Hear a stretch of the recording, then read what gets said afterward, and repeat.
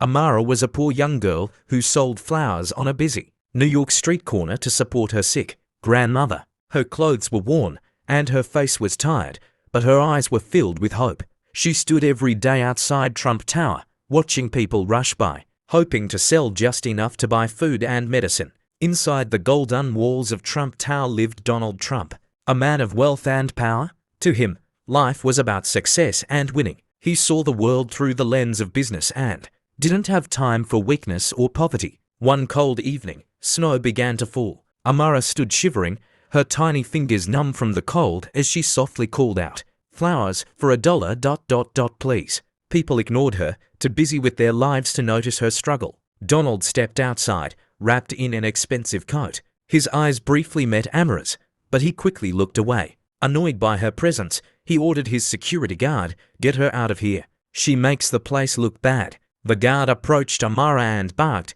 "You can't stay here. Move along." Her eyes filled with tears, but she gathered her flowers and quietly walked away. That night, her grandmother passed away. Amara was left all alone, her heart broken, her spirit crushed. The next day, she returned to the same spot, not to sell flowers, but because she had nowhere else to go.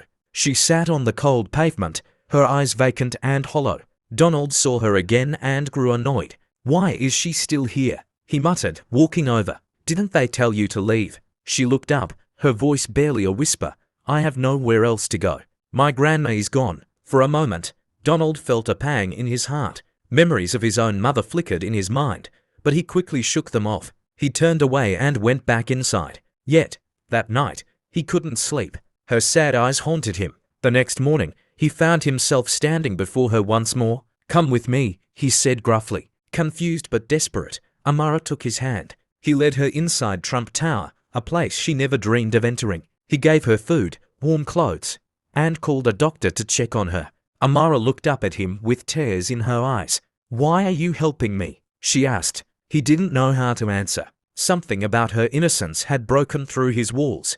Days passed, and Amara's laughter began to fill the cold, golden halls of Trump Tower. Her kindness and warmth slowly melted Donald's hardened heart. He found himself caring for her, protecting her, and smiling more than he had in years. One evening, Amara hugged him tightly and whispered, "Thank you for saving me." Her words struck him deeply because he realized that she had saved him instead. She had reminded him of love, compassion, and humanity, things he had long forgotten. Through Amara, Donald learned that true wealth wasn't measured by money or power, but by the love and kindness we give to others. The girl who had nothing gave him everything, and he was never the same again.